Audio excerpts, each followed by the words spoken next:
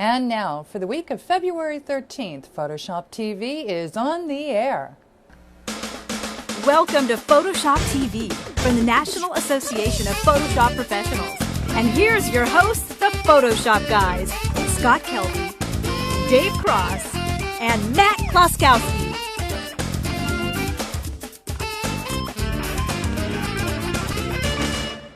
Hello everyone, welcome to another postnatal episode of Photoshop TV, coming to you as always live from the National Association of Photoshop Professionals, where among other things we produce Photoshop User Magazine. I'm Dave Cross, as Scott Kelby would say, representing Canada. And Molson, eh? With me once again is Matt Kloskowski, who you know, as always, will be rocking the house key. Just doesn't have the same ring to it when I say it, does it? No. It's close, though. It is. Thank you. Now, you'll notice that Scott Kelby's not with us, and that's because he is at home enjoying his brand new baby girl that he and his wife just gave birth to. Well, his wife gave birth, but he was there as well, I'm sure. Yeah, so if you pay close attention, which I'm hoping you don't, when Scott introduces each episode, you always notice he says some type of a word, and then Photoshop TV. Well, last week it was prenatal. This week it's postnatal. Scott Calibra and big brother Jordan actually have a new baby girl, Kira Nicole Kelby. So she's actually just received a lifetime membership to NAP, the latest Photoshop user. So people are laughing back here. Anyway, so congratulations to Scott and Calibra and big brother Jordan. And as you can see, Scott's not here because he's home doing what many new parents are doing, and that is sleeping in between all that feeding. baby stuff. Yes. Right. Well, it's also important for us to mention that this week's episode is brought to you, amongst others, by B&H Photo Video, makers of, or not makers, but suppliers of the whole bunch of photography and video supplies at bhphotovideo.com. We're also brought to you by Peach Pit Press. You can go to peachpit.com, great for creative books, but also they've got a blog, so check out peachpitconnect.com/blogs, and you can check out their blog for some free stuff. Right, and also iStock Photo, makers of the world's fastest growing collection of royalty-free photos and images and artwork. Yes. So later on in the show, we're going to get to our contest where last week we gave away an Epson printer and also a Photoshop World ticket. This week we're going to be giving away a Dell DJ Diddy again and another Photoshop World ticket, but we'll check those out later. And first up, I think Dave's got a tip for us. So yes, what do you got this week, Dave? This week, well, the first thing I want to show you is a very simple yet effective way to color correct your images by the numbers.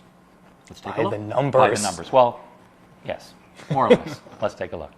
Now, when I say color correction by the numbers, what I really mean is getting feedback from Photoshop. Instead of just correcting an image based on the way you think it should look, we're going to let Photoshop basically tell us what to do. And here's how we're going to do that. Actually, first of all, I do need to make a couple of quick little changes. First of all, I clicked on my eyedropper. I'm going to change the sample size to 3x3 average. So I was going to use these eyedroppers. We need to make sure we're sampling a nice average area.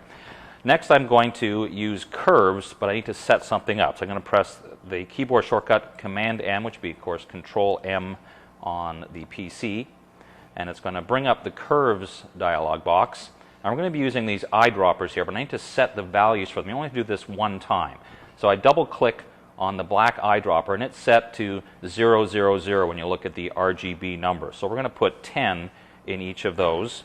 Oops, I said 10, but I didn't actually type it. So let's try that again. There we go.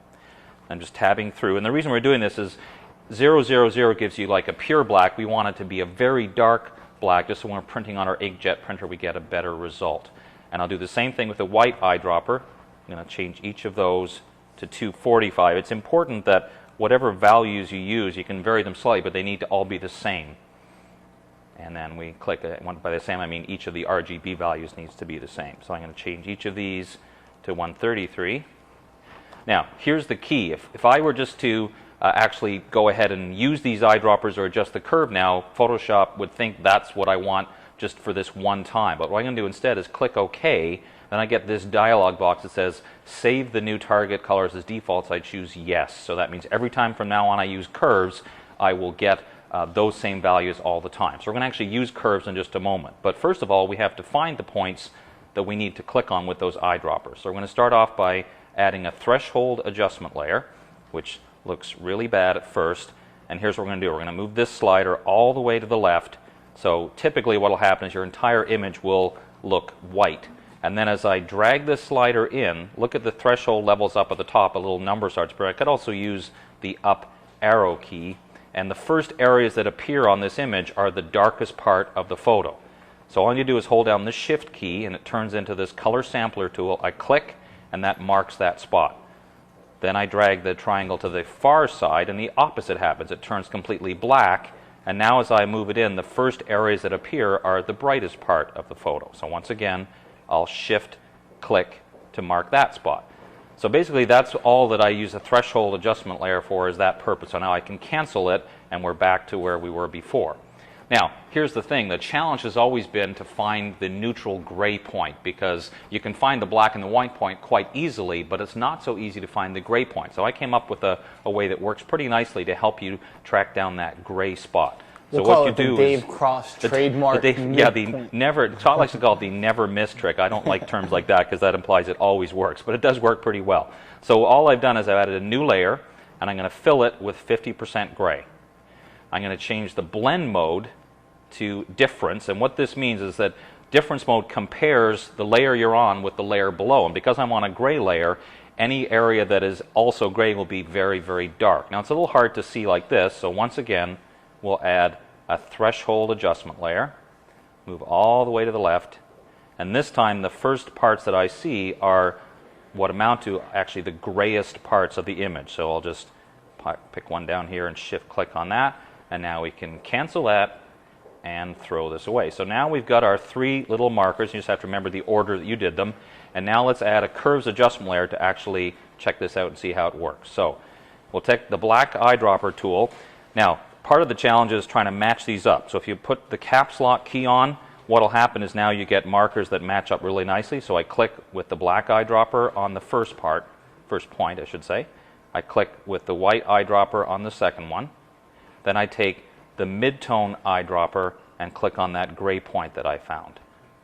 Just like that. Now, let's click OK and take a look at the difference. If I hide, look at how his face is very kind of got a yellowish greenish tone to it because of the background, but now when I turn this on, all that color cast is gone completely. It's nice and bright and the colors look great. Now that might seem a little complicated, but honestly the first time you do it, it will take you longer, but then once you do it again and again, it'll be so easy, and that way you're not relying on what it looks like on the screen, using Photoshop's feedback to correct your image. By the numbers. By the numbers. Yes. Even though I didn't really use numbers at all, it just sounds more impressive than saying I was why, impressed. why. Now, Matt, you have a tutorial I'm going to share with us, but before we do that, we're going to show you one of the prizes we'll be giving away. Yes.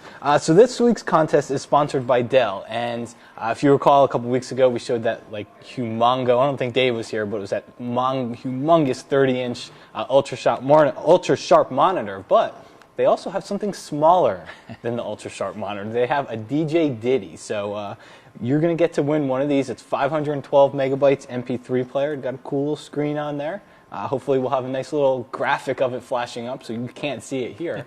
Because it's so small and portable. Yes. So, and we're not going to dance this week. And Dave Cross and Scott Kelby are not going to dance or rap this week, and I can again. promise you that I won't. So this is our contest prize for this week, along with a Photoshop World ticket. Right. So we'll be doing that a little bit later on in the somebody show. catch. Oh, God. All right, so. Now, what is it you're going to be showing us in the tutorial? I have no world this idea. week? You're going to make it up. No, this week I'm actually going to take a tutorial from Photoshop User Magazine. Jack Davis, Ben Wilmore did a tutorial on how to kind of fake a hand tinting effect here. So that's what we're going to look at in my tutorial. Awesome. So the first thing that you'll need, obviously, is a photo to do this with, and as you can see here, I've got one. Awesome. I'll show you the before and after effect. So this is the after. This is what we'll end up with. It's got that nice kind of hand-tinted look, a little bit of color, but almost a little bit of black and white. And then this is the photo that we started with. So let's take that photo. The very first thing that you'll need to do here is add an adjustment layer. So I'm going to go to the bottom of the Layers palette here, and I'm going to click on Channel Mixer. Now, inside Channel Mixer, first thing that you want to do is click on the monochrome checkbox, and what that's going to do is actually just turn the whole photo black and white. So just click on that checkbox, and then under green, type in 100. Under red, type in -100. So now we get a nice little black and white photo here. Just click OK. Now, after that, you need to, if you notice it's all black and white, we want to start adding color back into the photo here. So what I'm going to do is just target that background layer and press Control or Command and the letter J, and that duplicates that background layer for you. Then just take it and drag it right above the channel mixer layer. So now you've got 2 copies of it, but as you can see here, that new duplicate is totally blocking out the channel mixer. So here's how to make them kind of interact with each other and show part of the layer below it. Change that blend mode from normal and go down to soft light. Now you can see look at that, see what happened there? See, it shows a little bit of the color, but it also shows a little bit of the black and white photo. Now, after you get your photo black and white there, the one thing that you'll see here is it's in that hand tinted effect, the color doesn't always fall inside of the lines of the photo. The color kind of sometimes bleeds outside of some of the edges inside the photo. So to kind of simulate that effect here, what you do is just go under the filter menu, go down the blur and go to Gaussian blur. And inside here, you can kind of just play with the settings here. I'm going to suggest somewhere between 5 and 10 pixels, and really depends on the resolution of your photo here. So we'll start out with 5. I've got a pretty low resolution photo. And that'll kind of do the job. And if you turn off the preview box, you can see in your image here, you can see the before and after. So that's before, that's after. I might even kind of bump it up here to 8. There we go. So that's before, that's after. It looks a lot better, so I'm just going to click on OK. And that's pretty much it. You've got your hand-tinted photo effect. If you want to take it a step further, Scott Kelby did a tutorial a couple weeks ago on adding a vignette effect to it, and I think it kind of works really nice here. So here's a trick if you want to do that. Hold down Control, Shift, and Alt. On a Mac, it's Command, Option, and Alt. So the whole left side of the keyboard and the letter every E. key until something works. Yes, and the letter E, okay? And watch what happens here.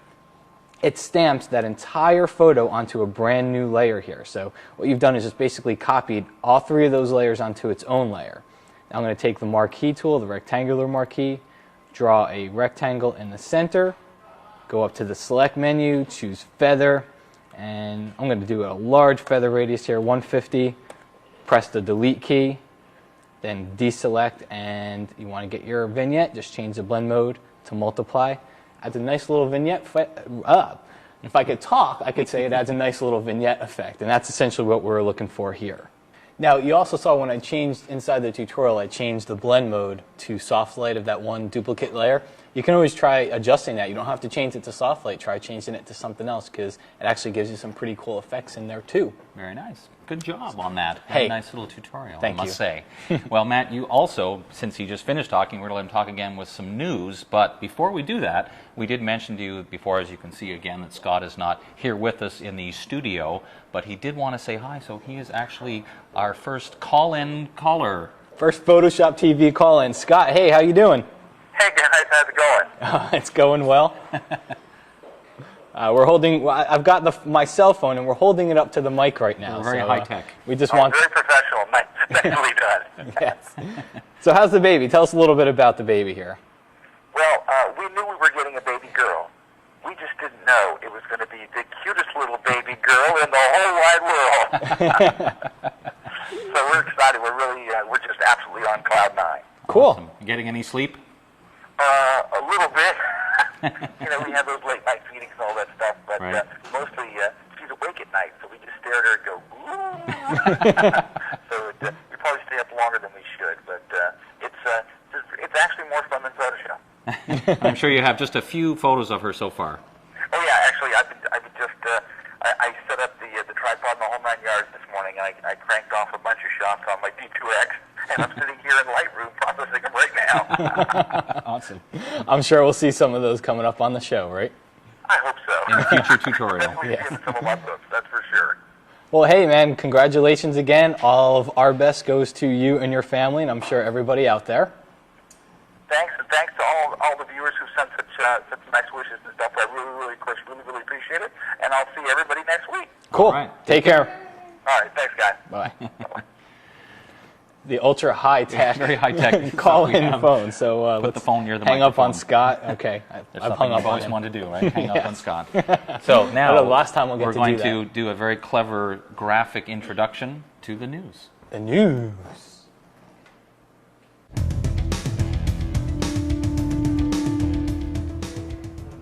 All right, first up on the news this week, we've got Adobe has released a new version of Lightroom. It's called Beta 2, and you can download it from Adobe Labs website. We'll put a link to it on the PhotoshopTV.com website. And the notable enhancements in there are it's got a crop tool. Let's hear the cheering in the background. And it's also got, thank you, Dave. It's also got music in the slideshow, so everybody's clapping for that one too. All right, so we'll put a link to it on our website. You can go check out the new beta. Also, Digital Film Tools has released a new product called Snap. And what Snap does is, basically, if you're having trouble making selections in Photoshop, Snap is a tool that you can use to, Snap is a tool that you can use to get in and extract things from their background right inside Photoshop. So you can check it out at digitalfilmtools.com. Also, GraphicExtras.com has released just a whole slew of extra products for their gradients and for their plugins. There's like 12,000 new gradients and some ungodly number of plugins from Graphic Extras. So people are laughing at me. You check it out more, find out more at GraphicExtras.com. And finally, you want to go check out, we'll put a link to it on our website. Adobe's released a security patch. Now, don't go running for the hills. There's nothing bad here. It's just there's a no patch. reason to panic. Yes, there's no reason to panic. It's just a patch for Photoshop CS2 and for Illustrator CS2. So just go to Adobe site. You can go to our site. We'll link to it, and you can download the patch. It's real easy to install, and it just keeps your software up to date. So that's it for the news this week, and back to you, Dave. Well, last week we announced our contest winner was going to receive an Epson printer and a pass to Photoshop World. And the question was, where do you find an option called Dab? And the answer was in the options for the Art History brush. And the winner is Robert Henfield from Ormond Beach, Florida. And since this gentleman is right in almost our backyard, you have two choices. We can either ship you the printer, it'll take like 6 or 8 months, or you can come by and pick it up. We'll let you know what the best arrangement is. But we will have this week's contest question for you right after this.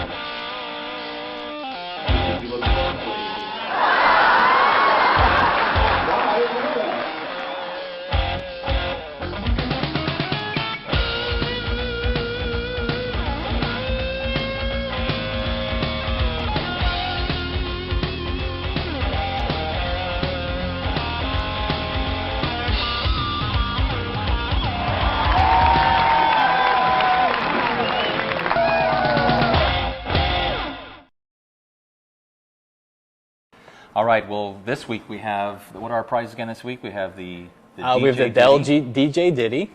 We also have the Photoshop World Conference Pass, which, Dave, you are, by the way, you're doing a class there, aren't you? Right, or you're doing a couple classes, actually, but you're doing a cool I'm doing pre-con. a pre-con that's new this year. It's called So You Want to Be a Photoshop Instructor. And we basically let people who want to teach Photoshop come and do a quick little sort of sample teaching session. We'll give them some feedback, and the person that we choose as the overall winner gets to actually teach a session on the the show floor. That's what I'm trying to say, the theater on the show floor. So that's Very brand cool. new this year. So. Yeah, so check it out. Yeah. It's PhotoshopWorld.com. Also, we're giving away a copy of Scott Kelby's Channels book. So Brand new, yet to be printed, but on its way. Yeah, it's being printed right now, and you will get a copy of it as soon as we get a copy of Right. it. So you'll be one of the first. Right. So here's this week's question, in keeping with our where do you find the options kind of question. This week's question is, where do you find the option called finger painting?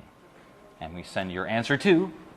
Send your answer. Now, you're used to sending your answer to Photoshop TV at PhotoshopUser.com. I'm throwing a little change at everybody here. Pay attention We've now. actually streamlined our contest process here. Go to PhotoshopTV.com, and you'll see a link there for feedback. Go to the feedback page, and there's an option for emailing your contest entry. Nice. So just help streamline it, and just send it in that way. You got to do it by February 17th at 12 noon Eastern Standard time. Excellent. Now, one of the prizes we mentioned was that pass to Photoshop World, Yes. and as we often like to do, we look up and see, 'cause a lot of people think, oh, isn't it expensive to fly to Miami? Well, of course, it depends where you're coming from, but we have a few flights that we've found that are actually pretty reasonable. If you're coming, we looked. This was on Expedia.com, but if you're coming from not doing it. I had to. If you're coming from Detroit, home of the Super Bowl, if you're coming from Detroit, it's $258 on Northwest. Right. Houston, we found an American Airlines for $219. And also Jacksonville. Now, it sounds a little bit weird. You know, Jacksonville's in Florida, Miami's in Florida. If you're not familiar with the geography of Florida, Jacksonville's like a 6 or 7 hour drive from Miami. So you got Jacksonville, and it's also great for South Georgia. But that was only $153 on American Air. So Right. get down there and check it out. Check it out. It's a heck of a lot of fun, and we hope to see you there, because as we've told you before, we'll also be doing a live broadcast, well, almost live. We'll be recording from Photoshop World an episode of Photoshop Yes. TV. So don't forget to send your entry in and win one of those fabulous prizes. And now I think, what's happening next? I've got a little Q&A. Yeah, and what we're going to do this week, this question comes from Chris, and he actually sent it in to the website of Photoshop TV. And he had a really good question. He went on to say that he created a keyboard shortcut to create a new layer inside Photoshop. And then what happened is that whenever he created that new layer, it always popped open a dialog where he had to change the color and name it and all that, and he wanted to know what he could do to avoid it. Well, the way to avoid it, number one, is you don't have to create a keyboard shortcut, because there's one for you in there, but there's another way to avoid it, and that is by just holding down a key here. So let's take a look inside Photoshop. Now, all you need to do is, if you look under the layer menu, you can see we've got new layer right here. There's the keyboard shortcut that comes with Photoshop. That's there by default, Shift, Control, and N. So if I go ahead and hit that Shift, Control, N, you can see it does indeed pop up that new layer dialog box. I'm going to cancel out of here. We don't want that. Throw the Alt key in there. So again, it's the whole left side of the keyboard and the letter N, and now it creates a new layer for me. Now, of course, I didn't mention the Mac shortcuts. It's Control on the Mac is, or Control on the PC, gosh. Control on the PC is Command on the Mac. Alt on the PC is Option on the Mac. So it's still pretty much the whole left side of the keyboard. They just have different names. To them. So, all right, well, that's it for my Q&A this week. And Dave, I think you have another I do tip have a for tip, us. and this actually, it's a technique that comes from the Classic Effects column, and that's a column I write in Photoshop User Magazine that's basically good old techniques that never go out of style, and one Never of them read is it. scan lines on photos. I've read it. Now, as I said, when it comes to classic effects, this scan lines is about the most classic there ever was. Now, what a lot of people did was they went through a very complicated way of making a pattern and applying the pattern. I'm going to show you a much easier way using a filter. Now, the first thing I'm going to do is duplicate the background layer, so I'm pressing Command or Control J to do that, and then we're going to add a bit of canvas size. Now, I'm going to add quite a bit because I want, as you'll see, one of the little twists I'm going to do to this, I want to make sure I have enough room to do this. So I'm going to add 3 inches of extra canvas in white.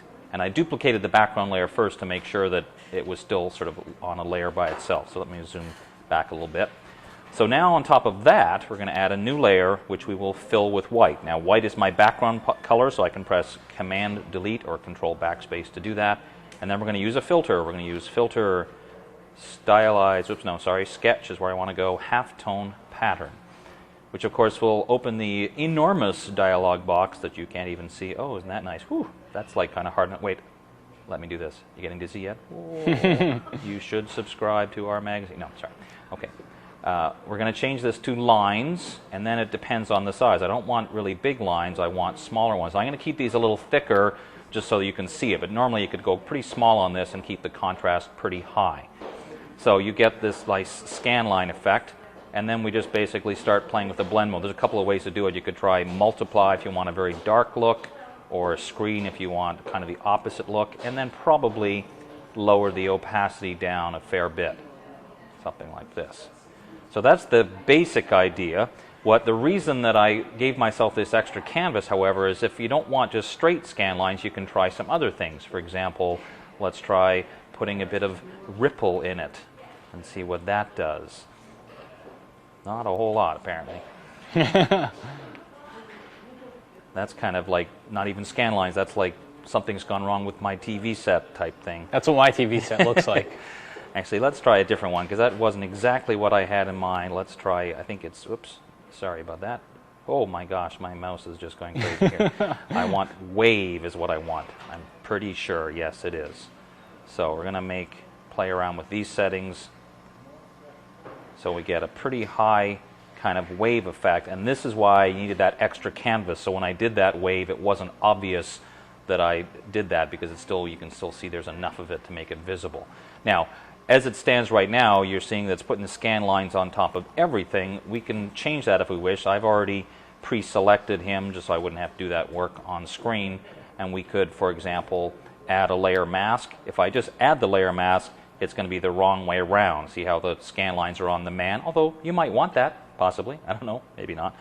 But what I'm going to do is just invert the mask, so now the scan lines are in behind him, and the man doesn't have any scan lines on him. So that's one option. I did want to show you one other thing, and that is, I'll again make a new layer, fill it with white. There's no rule that says you have to do scan lines that are like black and white, because you could do something completely different if you wanted to. So I'm going to pick 2 different colors here, just go kind of crazy, because we can. So let's do the same filter again, which was sketch halftone paper. Halftone pattern, excuse me. But this case, we're going to go with a circle. Ooh. That one got... Watch the pattern. Yeah, watch the pattern. Now, here's the other reason why I now did it this way, is because, of course, now I have some room to move it. So I could move it around, decide where I want it to go, and then take this same layer mask, just drop it over there. And there he is, floating out in space, apparently, for no reason. So we're getting to one of those psychedelic tutorials. Yeah. Okay, that's just a little weird. So let's go back here and just get rid of the rest of it, so it's looking a little more like him with some weird psycho thing behind him.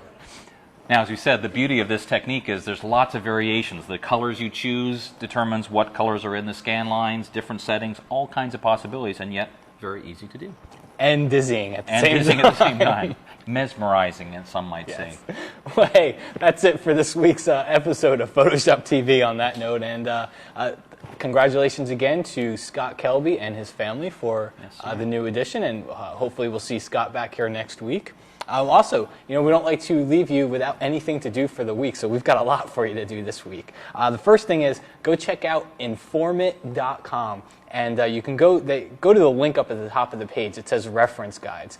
Now, that'll keep you busy the whole entire week right. because there's so much free stuff in there for Photoshop and graphics-related products that you won't be able to get through this week. Right. So just Articles, go to the blogs, link. all kinds of stuff up there. Yeah, a ton of articles. So right. Informate.com. Also, Planet Photoshop, planetphotoshop.com, full of tutorials and a discussion forum. And for anyone who wants to learn more about Photoshop, it's yet another place to go and learn even more.